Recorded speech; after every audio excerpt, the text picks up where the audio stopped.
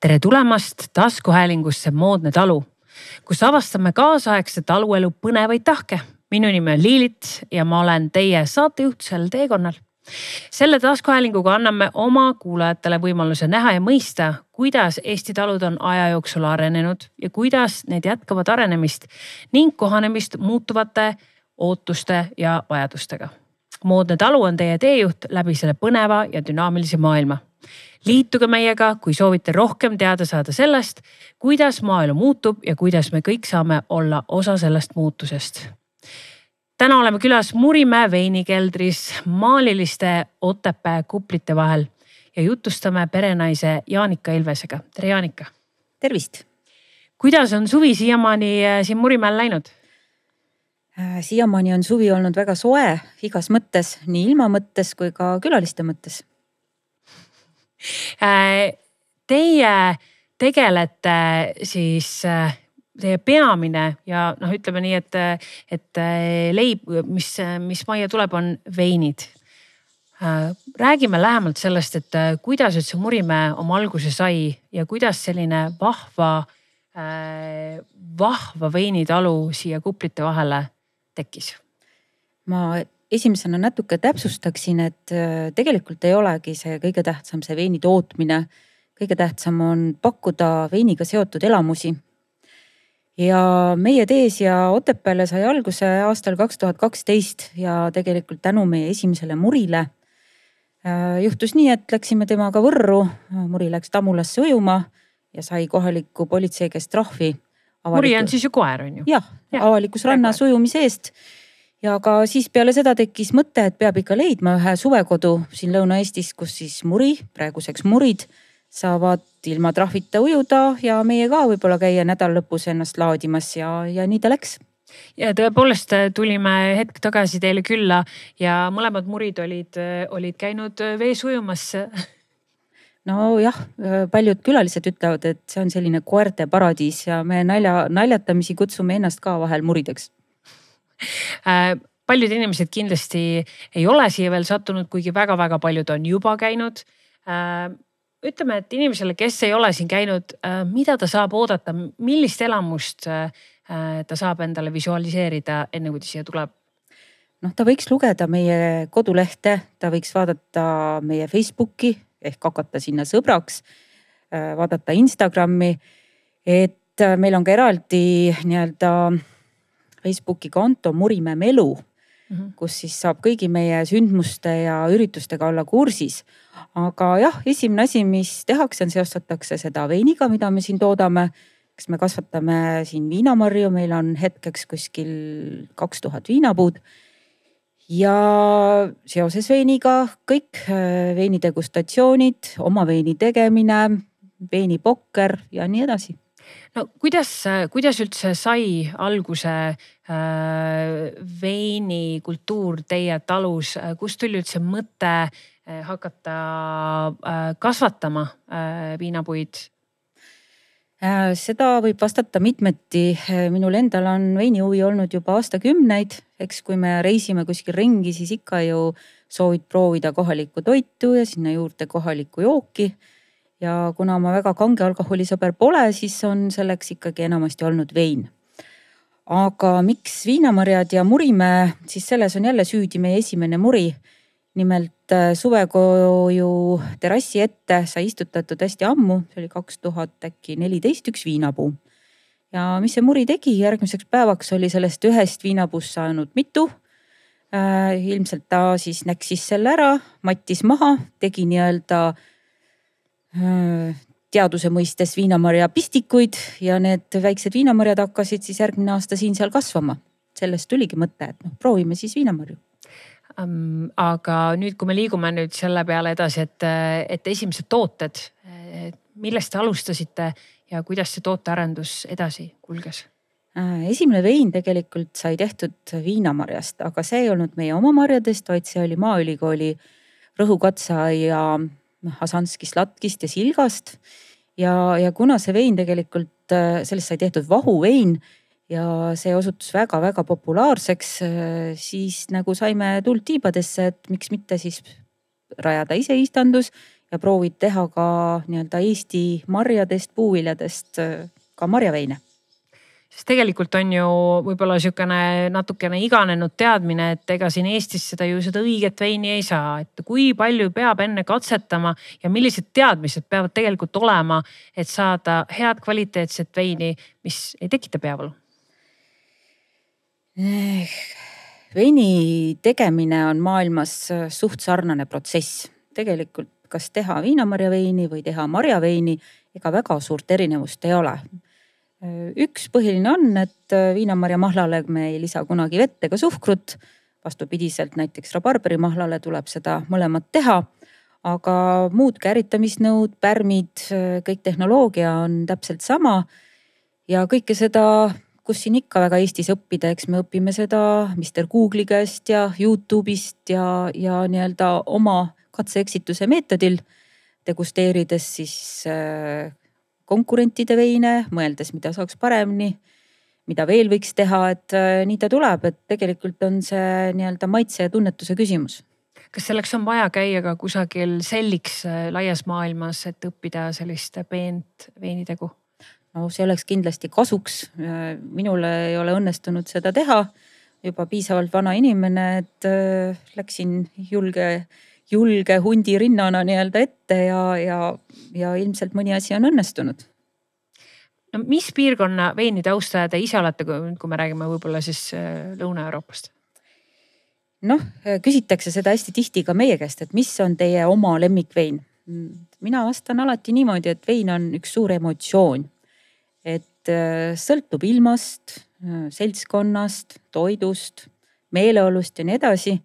Aga nii-öelda oma eelistused on ajas muutunud. Et kui mulle siin aastaid, võib-olla isegi aastakümneid tagasi meeldisid rohkem sellised täidlasemad ja võib-olla isegi poolmagusamad veinid, siis nüüd olen kuidagi liikunud hoopis teise suunda. Pigem siuksed hea happega kuivad särtsakad, veel parem kui mulliga. Kas see isiklik maitse-eelistus peegeldub kuidagi ka toodetes, enda toodetes? Ma arvan küll, mulle väga meeldib teha sellist veini, mis mulle endale ka maitseb, kuigi paraku tuleb arvestada ka klientide maitsega. Keskmise Eesti inimese maitse võib öelda on siiski pool kuiv, pool magus, aga ma julgen öelda, et Eesti väike veinitootjatest võib-olla meil on kõige enam kuivi veine. Kui lai tootevalik teil täna on üldse? Liiga lai. See on seotud sellega, et perenaisena on liiga uudishimulik ja tahab proovida erinevaid kombinatsioone, kuigi 90% meie veinidest on valmistatud ühest toorainest. Isegi õunavein on tehtud kindlast õunasordist ja sealjuures on meil siis näiteks 4 õunaveini. Et selliseid seguveine või moosiveine on meil ainult 1-2. Et hetkel on, ma arvan, 28 veini. Kas kuidas tähendab välja niisugune, ütleme siis nii, et see aastaringne protsess, et mis kuus vajavad nagu taimed siis kõige rohkem abi, mis kuus te korjate marja, kui pikk on veini tegemise protsess, see võib olla ju, see võib olla värskest veinist kuni aastate pikkuse protsessini, et kuidas siin see protsess välja näeb? Eks ta käib suhteliselt samamoodi nagu mujal maailmas, et kõige tihedam aeg ongi see suvine aeg, kus meie need 2000 viinapuud vajavad kogu aeg hooldust. Praegu on selline aeg, kus viinapuu kasvab ööpäevas kuskil 9-10 sentimeetrit. Nii et kogu aeg tuleb teda nii-öelda piirata, ennakvõrseid noppida, lehti eemaldada.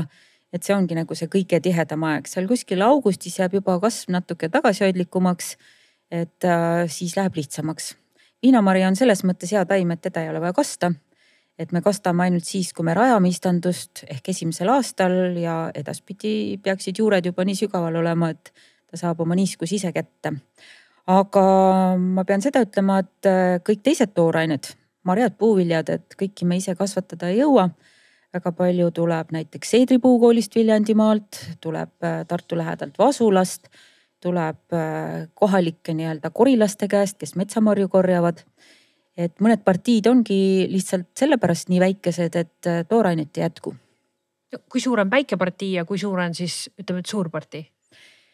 No meie partiid võib öelda on kõik väikesed, oleneb millega võrrelda, aga siuksed väiksed partiid võivad olla isegi 50 liitrit. Suured partiid paar tuhat liitrit. Ja kui pikk on see tegemise protsess, et kui pikalt te lasete nagu olla enne, kui läheb serveerimisele? No reeglina ikka enne aastat veini kätte ei saa, et meil on käinud siin küll enne jõule gruppe umbes novembri keskpaigas, et me tahaks oma veini teha, tahaks jõuluks kätte saada.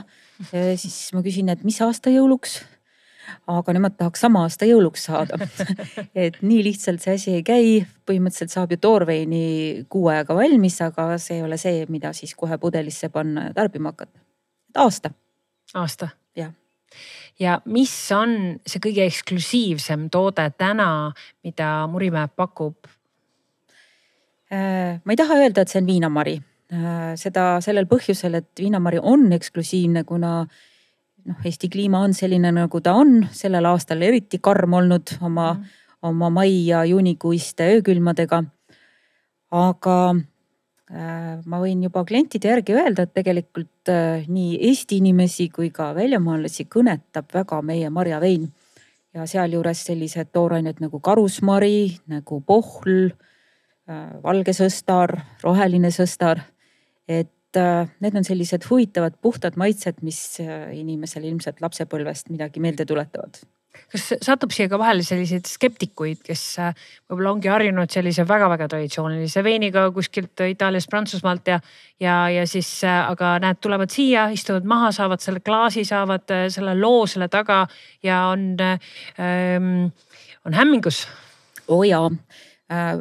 Pean ütlema, et skeptikuid on rohkem Eesti inimeste seas. Et siin tihti tulevad kas tüdrukut õhtu raames või just pigem poissmeest õhtu raames. Tulevad sulle kohale siin 15 poissmeest vanuses 30-35.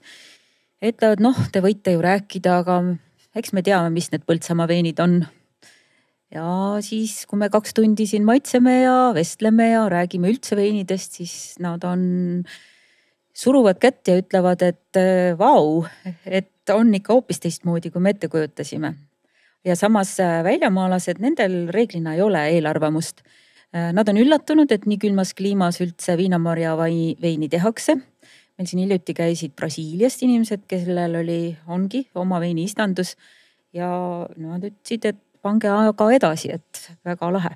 Kas on siis hulljulge väljakutse tõesti Eesti kliimas viinamarja kasvatada? Sest et ma saan aru, et teil on ju nii avamaal kui kasvuhoones, et nii-öelda sükene väike turvavõrk on ka nagu, et vähemalt kasvuhoones saab marja. No nii see on.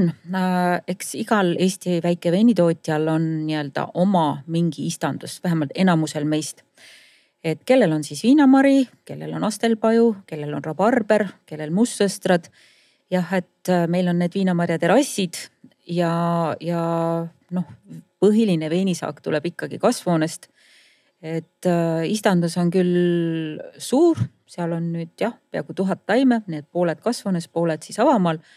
Aga väljas on ka väga palju vaenlasi, alates siis rändlindude parvedest, kes sügisel üle lendavad, kährikud, rebased, murid söövad ka oma jao ja nii ta on. Sa mainisid just natuke aega tagasi ka, et tegelikult see kevad oli ja kõikidele taludele ilma mõistes ikkagi üsna karm katsumus. Millise auditi sa enda puhul saad tuua? No selge on see, et avamaal sellel aastal praktiliselt nagu veinisaaki küll ei saa. Et juba on osad õitsevad, osad on ära õitsenud, marjad on imepisikesed, et pilt on selline mai alguse pilt. Et need viinamarjad avamaal lihtsalt ei saa sellel aastal valmis, vähemalt meil mitte. Aga kasvuhoones on õnneks pilt parem, kuigi ka seal see 5. mai öökülm võttis kõik mustaks. Ja seal on loota, ilmselt saak tuleb hiljem, ei tule ka väiksem kui tavaliselt, aga tuleb veidi hiljem. Kas, kui me räägime üldse konkurentsist Eestis veini tegemisega või kas sa tunnetad rohkem konkurentsi Eesti veinitegijatega või maailma? No pigem ikka Eesti veinitegijatega selles mõttes, et maailma, ma arvan, pole meist Eesti veinitootjatest veel keegi jõudnud ja kes jõuab siis tõesti pöial püsti, et eks kliendid ikka viivad kaasa. Meie veini on viitud isegi Uus-Meremaale, aga ma ei usu, et Eesti veini ja veini tootmine ja viinamarja kasvatus jõuaks nii suurte pindadeni, et seda veini nagu tõeliselt eksportima võiks hakata. Aga kui me just räägime nendest eksklusiivsetest marjadest, kas sellele võiks olla turgu? Ja sellele kindlasti võiks olla turgu ja ma arvan, et meil on muu maailma ees suur eelis, kuna selline marjaveini traditsioon, kas ta on siis hääbunud täiesti või teda ei ole nii suurt olnudki, kui ütleme selles Balti riikides. Et meie saatsime sellel aastal 5 oma marjaveini Pariis Wine Cup võistlusele ja saime sealt 3 hõbemedalit ja Bravo. 2 pronksmedalit. Tõesti. Nii et kõik veinid said auhinnatud kõrvuti tegelikult maailma väga tuntud tootjate viinamarja veinidega. Ja mis sellise tunnustusega kaasneb? Eks klient, kui ta valida ei oska, siis valib medali järgi. Ja tõesti, tootevälik on väga-väga uhke. Ometi ma saan aru, et suurtes kettides te oma tooteid ei müü. Jah, supermarketitest meie veine ei leia. Leiab tegelikult Tartust, Tallinnast, Kaubamaja, Toidumaailmast ja leiab sellistest kohvikutest, restoranidest, vinoteekidest, Time to Wine'ist Tallinnast näiteks, leiab Rataskaevu 16 restoranist, leiab Farm restoranist. Farmis on tegelikult 14 lausa meie veini ja tänu, ma ei tea, kas seal selle sommelieele või kellele, aga nad müüvad imehästi. Et tegelikult see väide, mida paljud sommelied ja kokad ütlevad, et ikka, et Eesti vein ja toit, et seda on väga raske sobitada, et minge uurige, kuidas nad seda teevad. Ja loomulikult on teil ka e-pood. Ja meil on e-pood. E-poest saab osta.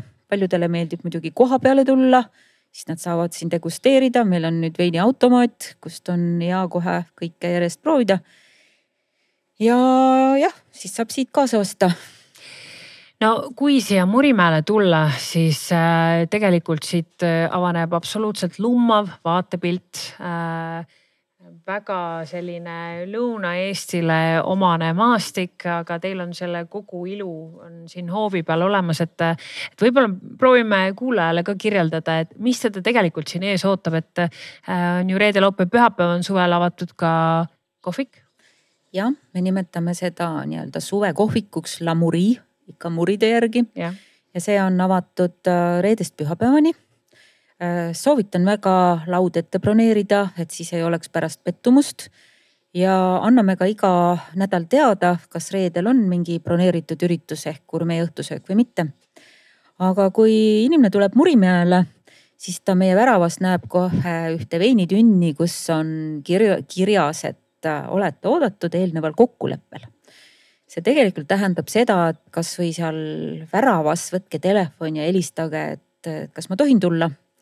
Et kas teil on praegu grupp või ei ole, et kui me varasematel aastatel ei saanud võtta üksikuid inimesi nii väga vastu, kuna gruppidega oli aeg juba hõivatud, siis kuna praegu töötab see veiniautomaat, siis kes on ikka veinihuviline ja soovib kaasa osta ja lihtsalt degusteerida, siis nüüd on tal see võimalus.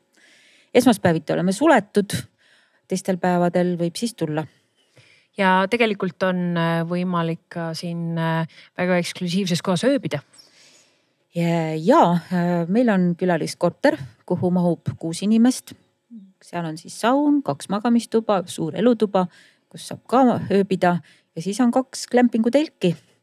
Kus saab otse tegelikult ju veekogus sulpsata. Ja, saab kohe sulpsata otse Nahajärve. Nii et meil on tegelikult üsna kõrged nõlvad. Ta on 202 meetrit. On nii-öelda kõrgem punkt ja siis Nahajärv, mis omakorda on veel 16 meetrit sügav, nii et läheb sinna üürkorgu täiesti sisse. Inimesed, kas nad satuvad siia täitsa juhuslikult ka või ikkagi on enamus teadlikud kliendid, kes tulevadki otsima konkreetselt teid? Satub ikka juhuslikke inimesi ka. Eks neid võib-olla suunatakse ka Otepää turismipunktist näiteks või keegi vaatab mingit telesaadet mis on olnud ja ilmselt juuli-august on need siuksed põhipuhkuse kuud, kus inimesed ikkagi reisivad ringi ja juhtub siia täiesti juhuslikult inimesi, mis ongi väga tore. Aga milline elu on Murimäel talvel? Talvel on meil palju lund hommik algab sellega, et tuleb jälle pool meetrit lund lükata, aga talvel toimub kõik see veini valmistamise protsess. Kõik pärmi pealt valamised ja pudeldamised ja sildistamised ja kõik sellised asjad. Ja kas inimesed on ka oodatud talvel külla? Ja ikka, me oleme avatud aasta läbi. Nii et veel kord ütlen, eelneval kokkuleppel on kõik võimalik, et talvel kindlasti siis juba ikkagi päev või 2 enne aeg kokku leppida. Et korraldame ka talvel igasuguseid gurmeeõhtusööke, põnevaid veinimänge, veinipokkerit saab mängida, aga plaanime nüüd uuel talvel hakata tegema selliseid mitte ainult Eesti veinikoolitusi, vaid üle maailma veinikoolitusi, kuna meil on siin koos 3 sommeljeed, nii et tahame oma omandatud teadmisi hoida nagu värskena ja neid ka edasi anda. Ma just vaatasin tegelikult teie kodulehelt ka, et tegelikult Murimäe suvekalender on väga tihe ja siin on väga lahedad kontserdid. Võib-olla too mõned näited sellest nagu, kui ägedaid artiste siia satub. No meil on juba mõned väga ägedad artistid siin ära käinud, nagu Marko Matvere laulis siin merelaule, siis Liisi Koiks on minu vaieldamatu lemmik, laulis siin seoses Angeelika Udekülli eestimaise ja põhjamaisete maitsete õhtusöögil. Aga juba sellel reedel on, mis on kahjuks välja müüdud, on meil tulemas ansambel Robirohi, mis võib-olla pole Lõuna-Eestis väga tuntud, aga ta teeb kukerpillidele sarnast USA kantrimuusikat ja kuna meil on tulemas selline grilli õhtusöök, kus kokka räägib ja näitab, kuidas asju õieti grillida, siis tundub tulevat tore pidu. Aga veel Pieti mandoliini tulemas augusti alguses.